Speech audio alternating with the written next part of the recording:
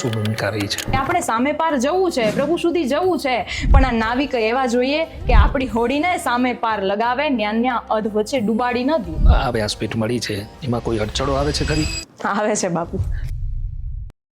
સૌથી ઉપર જાણ સનાતન, ત્રણ ભુવનનો સાર સનાતન, ધર્મના નામે વધતા દંભે છે ઈલાજ રામબાણ સનાતન, સંવાદ કરે છે ના વિવાદ, શાંતિનું નિદાન સનાતન, સત્ય પ્રેમ કરુણા અહિંસા, સાધુ જનનું વાલ સનાતન.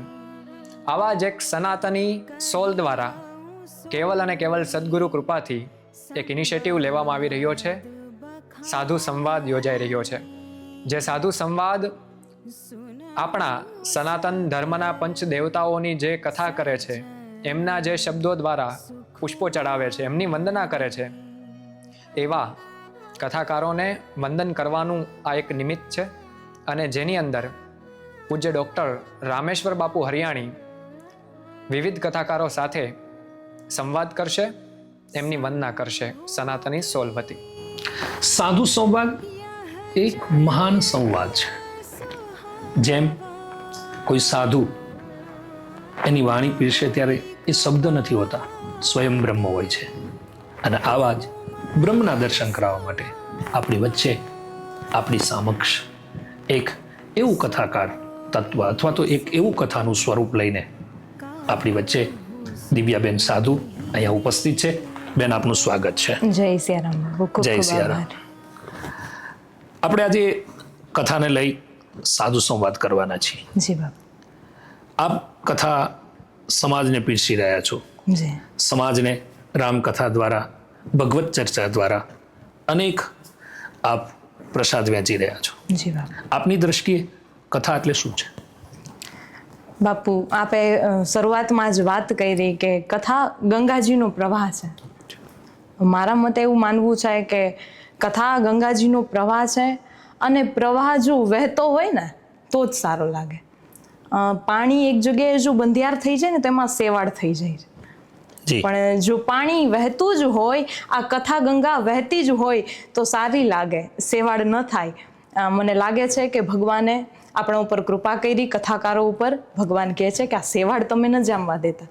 મારા મતે કથા ગંગાજીનો પ્રવાહ છે, અને આપણે વહેતું રાખવાનું છે સતતના માટે.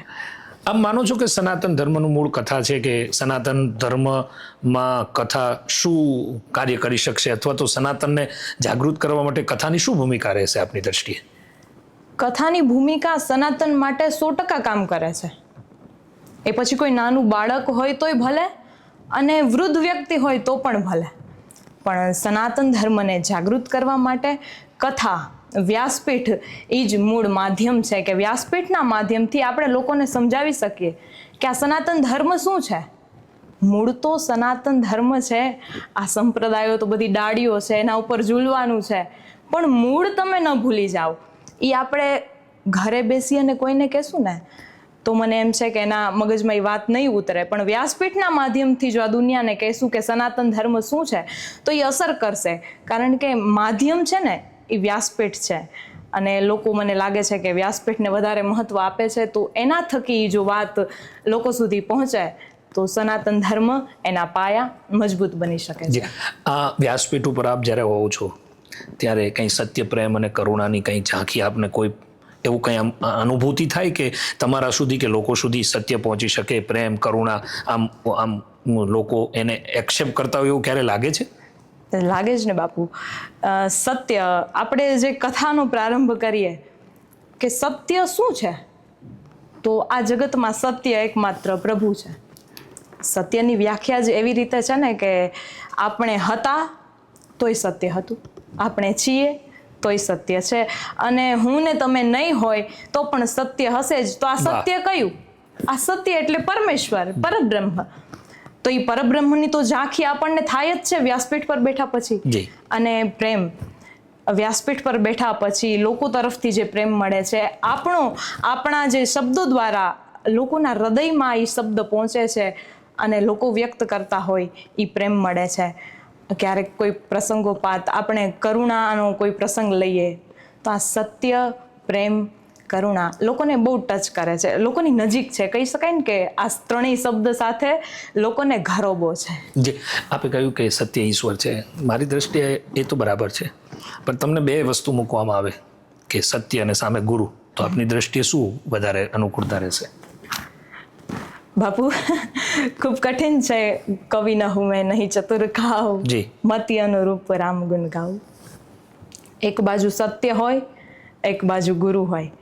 મારી દ્રષ્ટિએ આ બેમાંથી કોઈને પસંદ કરવાનું થાય ને તો હું ગુરુને પસંદ વાહ, કરું. બહુ બઢિયા. એનું કારણ કહું જી. બાપુ, સત્ય ઈશ્વર છે, પણ ઈશ્વર સુધી પહોંચવા માટે કોઈને કોઈ માધ્યમ તો લેવું પડશે ને. જી, બહુ સરસ. આ માધ્યમ એટલે ગુરુ છે. જી. ઈશ્વર આપણને જન્મ આપે છે માતા પિતા દ્વારા. માતા પિતા ઈશ્વર આપણને આંખ આપે છે, પણ દ્રષ્ટિ આપવાનું કામ સદગુરુ કરે છે. વાહ, બહુ જ બઢિયા, બહુ જ બઢિયા. ઈશ્વરની જ આપેલી આંખથી આપણે ઈશ્વર જોઈ નથી શકતા, પણ ગુરુ માધ્યમ બને ને તો જ આપણે ઈશ્વરના દર્શન કરી શકીએ છીએ, એ સત્ય સ્વરૂપના દર્શન કરી શકીએ છીએ. માટે જો આ બે સાથે હોય ને, સત્ય અને ગુરુ, તો હું ગુરુની પસંદગી કરું. વાહ, બહુ સરસ, બહુ જ બઢિયા. આપે વાત કરી કે હું ગુરુની પસંદગી કરું. આપ જ્યારે કથા ગાઓ છો જી. અથવા તો આપ કથા કરો છો, આપ નાની ઉંમરથી કથા કરતા આવ્યા છો. જી બાપુ. એવી કઈ આમ પ્રસંગ કોઈ એવું યાદ છે કે જે ખરેખર જિંદગીને આમ ટચ કરી ગયો હોય, અથવા તો આજે બી સુખ દુઃખનો બંને, દુઃખનો હોય તોય અને સુખનો હોય તો, જે બે જણાવો આપને. જી બાપુ, મને લાગે છે કે મારી કદાચ 18 વર્ષની ઉંમર હતી ને ત્યારે મેં પહેલી કથા કરેલી. જી. હાલમાં મારી 21 વર્ષની ઉંમર છે. કોલેજ પણ ચાલુ સાથે અને સાથે કથા પણ વાહ, ચાલુ. સરસ. એજ્યુકેશન સાથે. આમાં હજી એક ઉમેરવા જેવું છે, પણ એ પછી પહેલા આપણે આ પ્રશ્ન લઈ લઈએ. તમે વાત કરી કે સુખ અને દુઃખ બંનેમાંથી. મને લાગે છે કે આ સુખ અને દુઃખ તો જો મન ઉપર તમે હાવી કરો તો સુખ છે, નહીતર દુઃખ છે. મારે બે ફિલ્ડને મેનેજ કરવા ને એ થોડું કઠિન હતું, કે એજ્યુકેશન ચાલુ રાખવું, કથાએ ચાલુ રાખવી. આમાં સુખ દુઃખના એવા પ્રસંગો આવે, ફેમિલીમાં પણ આવે. જી. લોકો ફેમિલીવાળાને પણ કહે કે આટલું બધું એજ્યુકેશનમાં સારું છે તો કથા તરફ શું કામ જવું જોઈએ. જી. આ વસ્તુ છે ને મને એમ હૃદયને દુઃખ કરતી. કેમ કથાને કેમ લોકો અવગણે છે? જેટલું એજ્યુકેશન જરૂરી છે ને એટલી જ કથા જરૂરી છે. વાહ. તો મને એવું લાગ્યું કે એજ્યુકેશન કરતાં હું કથામાં આગળ વધું. આ જ ટર્નિંગ પોઈન્ટ હતો મારો દુઃખનો. બસ બીજું તો બસ વ્યાસપીઠ પર આવ્યા પછી સુખ જ છે, આનંદ છે. આપે કહ્યું સુખ દુઃખની વાત કરી, પણ મને કોઈ રામાયણની એવી બે ચોપાઈ સાંભળવી છે આપના મુખેથી, અને એ પણ શબ્દોમાં નહીં, થોડા સૂરમાં સાંભળવી છે. તમને જે ગમતી રામાયણની ચોપાઈ, એ એવું નથી કે મારા સુધી પહોંચાડવાની, આપણે લોકોને સંભળાવી છે, અને લોકો એ ચોપાઈ દરરોજ ઘરે ગાતા થાય, ગુંજતા થાય, અથવા તો એનું નિત્ય શ્રવણ કરે. એવી તમને ગમતી કોઈ બે ચોપાઈ માનસની જે સૂરમાં મારે આપની પાસે સાંભળવી છે. જી. અવધપુરી રઘુ કુલ મનિ રાઉ, વેદ વિદિત તેહી દશરથ નાઉ, ધર્મ ધુરંધર ગુણ નિધિ જ્ઞાની, હૃદય ભગતિ મતિ સારંગ પાની, એક બાર ભૂપતિ મન માહી, ભય ગ્લાની મોરે સુત નાહી, ગુરુ ગૃહ ગય તુરત મહિપાલા, ચરણ લાગી કરી વિનય વિસારા, શ્રી રામ જય રામ, જય જય રામ. બહુ સરસ. આ બાલકાંડનો પ્રસંગ છે, અને ગોસ્વામી તુલસીદાસજી મહારાજે અવધનું વર્ણન કર્યું છે. અને આપણી 7 મોક્ષ નગરીઓ છે, અથવા તો પાવન નગરીઓ શાસ્ત્રમાં કંઈ, એમાં અયોધ્યા પણ છે. સનાતનનું મૂળ અયોધ્યા કહી શકાય કે કેમ? 100% કહી શકાય. કેવી રીતે? કારણ કે સત્ય પરમેશ્વર છે, પરબ્રહ્મ. પરમેશ્વર સ્વયં ભગવાન રામ છે જી. તો સનાતનનું મૂળ હોય જ શકે ને, કેમ ન હોઈ શકે? અયોધ્યા સનાતનનું મૂળ છે, હતું અને રહેશે પણ. જી, એમાં કંઈ આપ વધારે વિશેષ કહેવા માંગો છો કે લોકોને સંદેશ આપવા માંગો છો કે અહીંયા દર્શન તો આજે થઈ રહ્યા છે દિવ્ય રીતે, જી. પણ આજે જવું હોય તો એ કેવા ભાવથી ત્યાં જવું જોઈએ?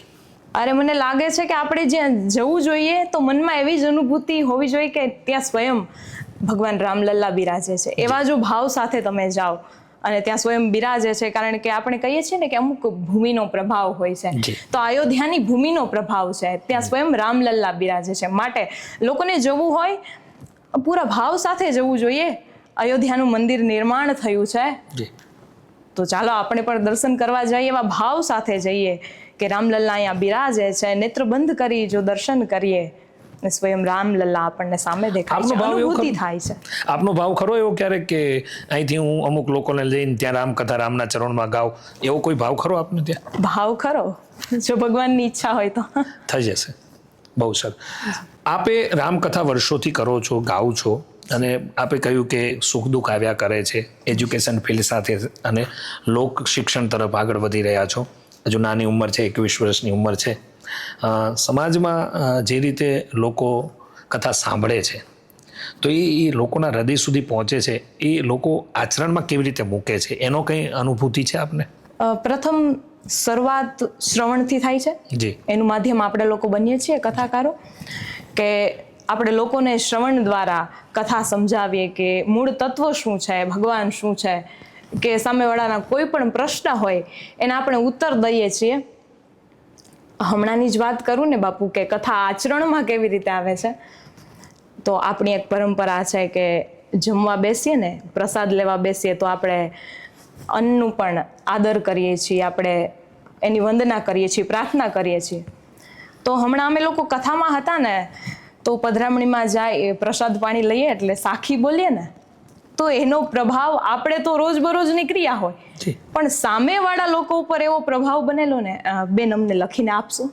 બોલો ને એકાદી સાખી મારે સાંભળવી. રામ કહે સુખ ઉપજય, કૃષ્ણ કહે દુઃખ જાય, મહિમામાં પ્રસાદનો પાયો પ્રીત લગાય, સાજા રાખો સુખદેવ, તાજા રાખો તન, 33 તૃપ્ત થયા ઓરા પધારો અન, સિયાવર રામચંદ્ર ભગવાનની જય. હરિહર.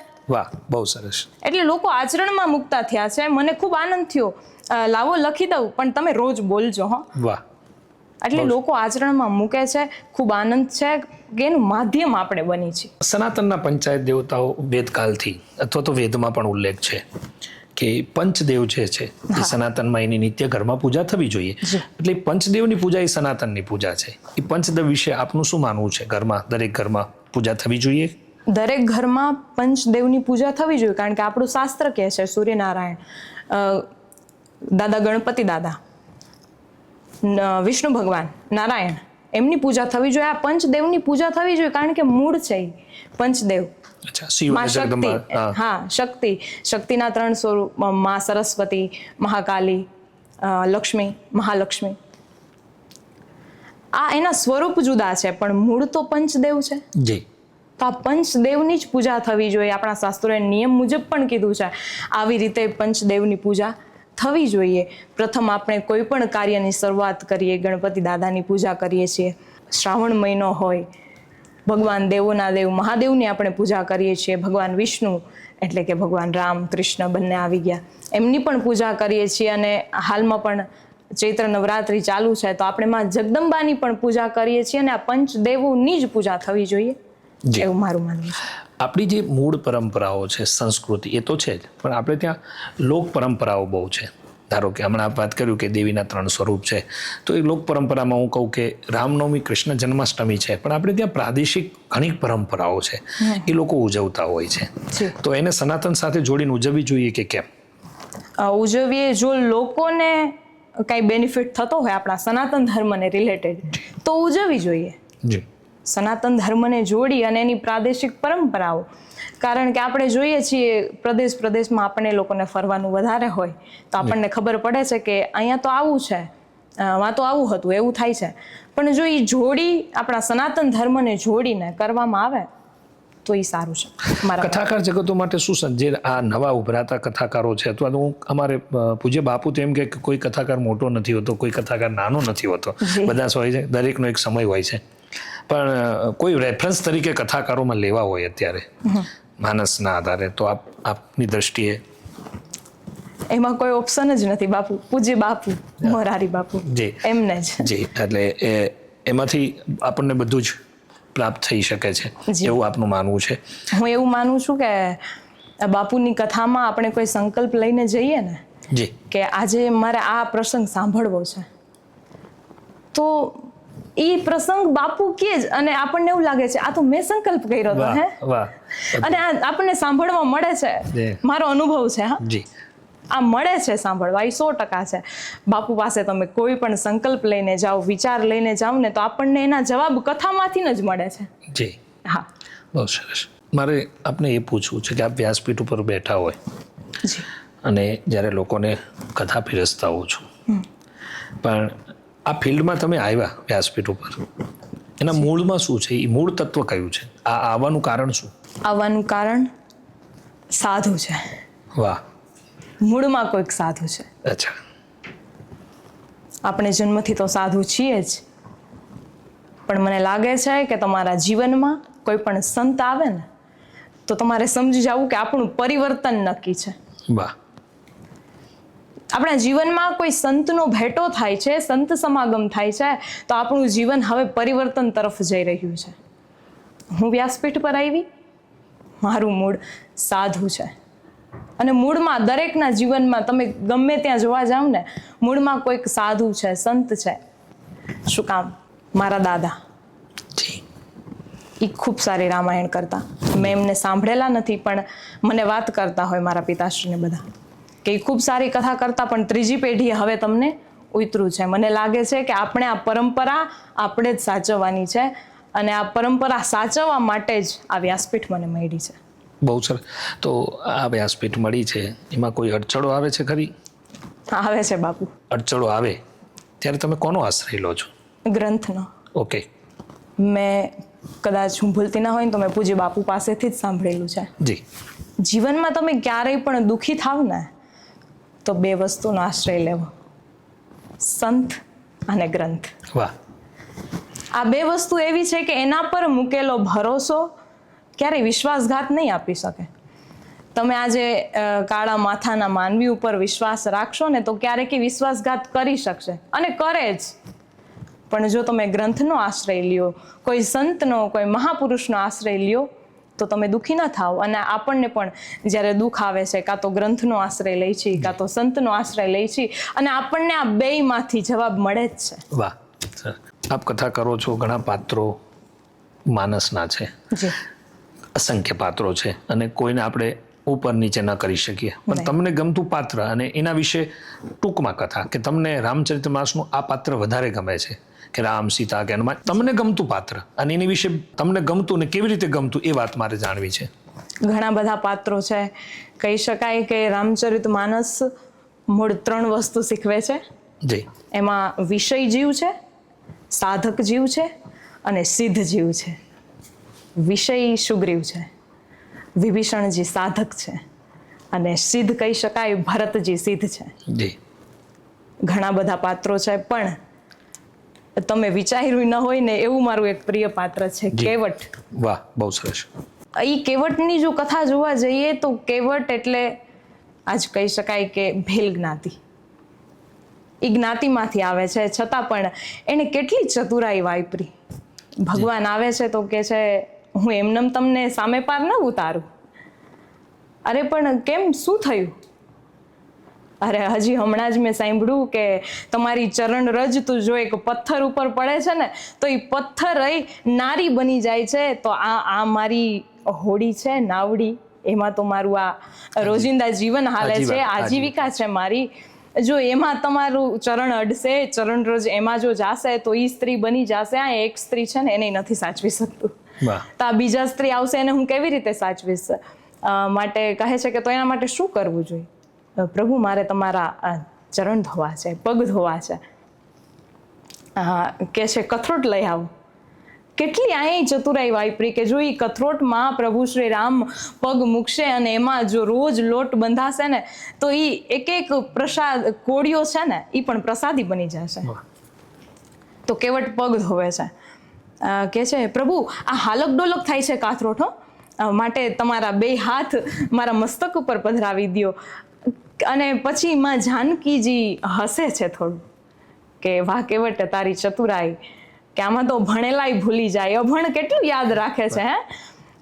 પણ કહેવાય છે કે ઈ કેવટ કાચબો હતો ક્ષીરસાગરમાં, અને માં લક્ષ્મી એટલે આ સમયમાં સીતાજી એમને ના પાડે છે કે નહીં પ્રભુના ચરણ ન અટતા, માટે આજ કેવટ અને માં જાનકીની નજર એક થઈ જાય છે કે જોયું તમે તે દિવસે મને ચરણ સ્પર્શ કરવાની ના પાડતા હતા, આજે પ્રભુના 2 ચરણય મારા હાથમાં છે ને પ્રભુના 2 હાથ મારા મસ્તક ઉપર છે. આ કેવટનું પાત્ર મને બહુ ગમે છે, એને કેટલી ચતુરાઈ વાપરી છે પ્રભુ સુધી જવા માટે. બહુ સરસ. આપણા જીવનમાં ગુરુની શું ભૂમિકા રહી છે? મેં શરૂઆતમાં જ વાત કરી એમ કે સત્ય અને ગુરુની જો પસંદગી કરીએ તો ગુરુ આપણા જે કાંઈ પણ છીએ ગુરુના પ્રતાપે જ છીએ. જી. કાલે તમારી પાસે કાંઈ ના હોય અને આજે સઘળું જ હોય તમારી પાસે, તો સમજવું કે આ કોઈક ગુરુની કૃપા ઉતરી છે. વાહ. એટલે ગુરુનું મહત્વ ખૂબ જ છે, કારણ કે પ્રભુ સુધી પહોંચવું છે પણ એવા કોઈક નાવિક તો જોઈએ ને કે આપણે સામે પાર ઉતારે, એવા કોઈ હોડીને ચલાવનારા જોઈએ કે આપણે સામે પાર જવું છે, પ્રભુ સુધી જવું છે, પણ આ નાવિક એવા જોઈએ કે આપણી હોડીને સામે પાર લગાવે, ન્યા અધ વચ્ચે ડૂબાડી ન દે. આ ગુરુનું કામ છે. જો ગુરુની કૃપા હોય તો જ આપણે ભવસાગર તરી શકીએ છીએ. આપ વ્યાસપીઠ ઉપર બેહો છો, કથા તો બધી જ બહુ સુંદર હોય છે. તમને કોઈ એવું ભજન ગમતું કે તમે અવારનવાર ગાતા હોય, કે તમને આમ આનંદ આવતો હોય, જે ભજન ગાવાથી ગુરુ પણ સ્મરણમાં આવતા હોય, ઈશ્વર પણ સ્મરણમાં આવતા હોય, અથવા તો આપને એક માનસિક શાંતિ પ્રાપ્ત થતી હોય એવું કોઈ ભજન? જી બાપુ, ગુરુનો મહિમા તો અદ્ભુત છે, અને એમાં જો ભજનની વાત કરીએ તો આપણા સંતવાણીએ પણ એટલા ગુરુના ભજનો કીધા છે. સદગુરુ પાર ઉતારે ઈ તો ભવના બંધન કાપે રે, સંસારમાં રે હે મારો હરિ ગુરુ પાર ઉતારે, સંસારમાં રે હે મારો સદગુરુ પાર ઉતારે. પિતાને જેમ પુત્રની માયા એમ ગુરુ લાડ લડાવે, ભવસાગરની ભૂલવણીમાં સિદ્ધને ફાફા મારે રે, સંસારમાં રે હે મારો સદગુરુ પાર ઉતારે.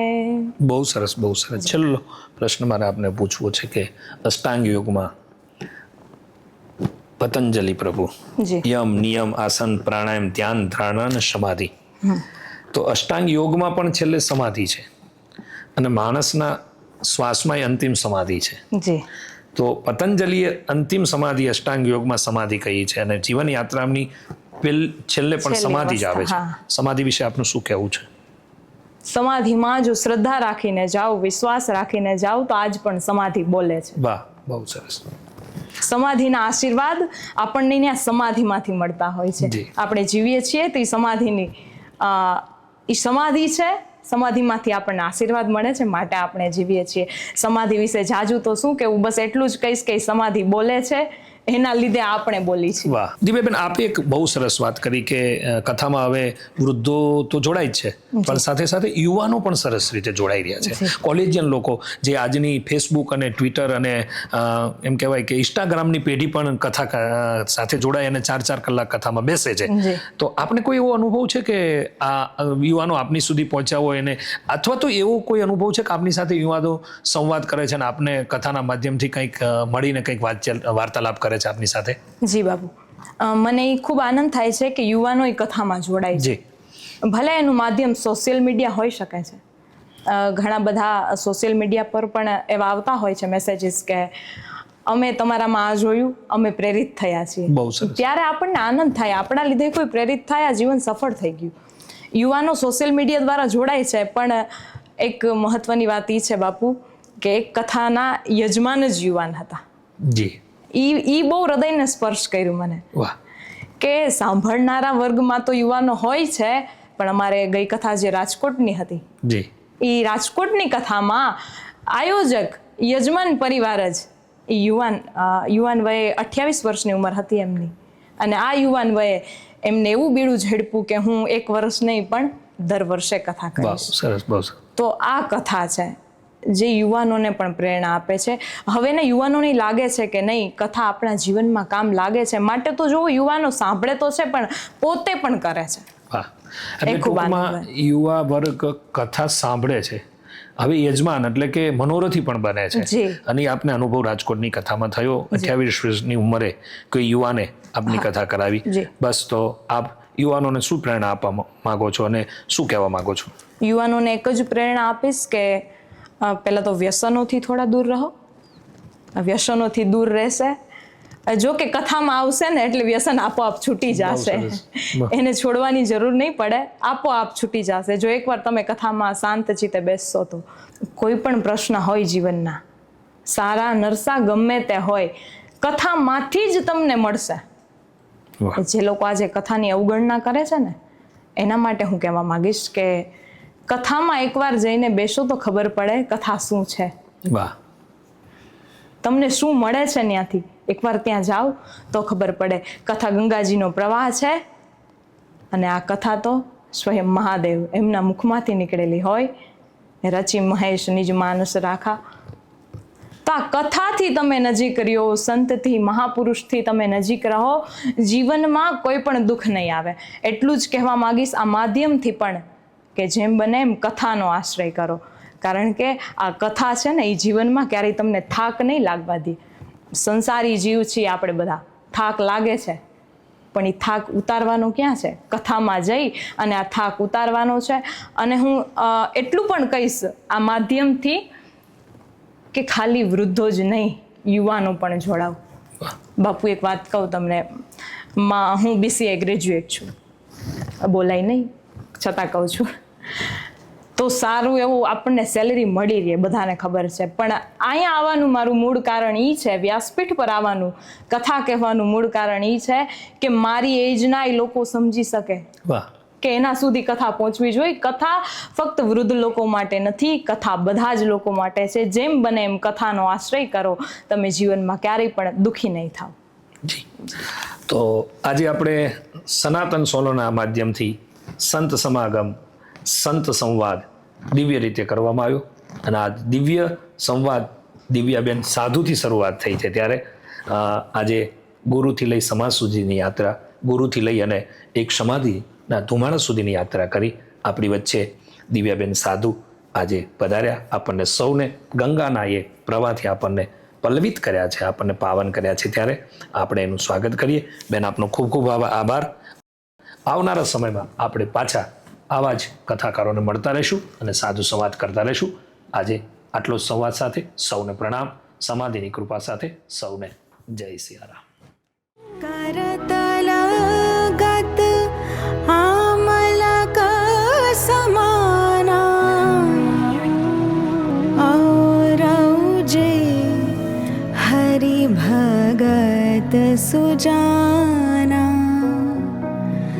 कहहि सुनहि समुझहि विधि ना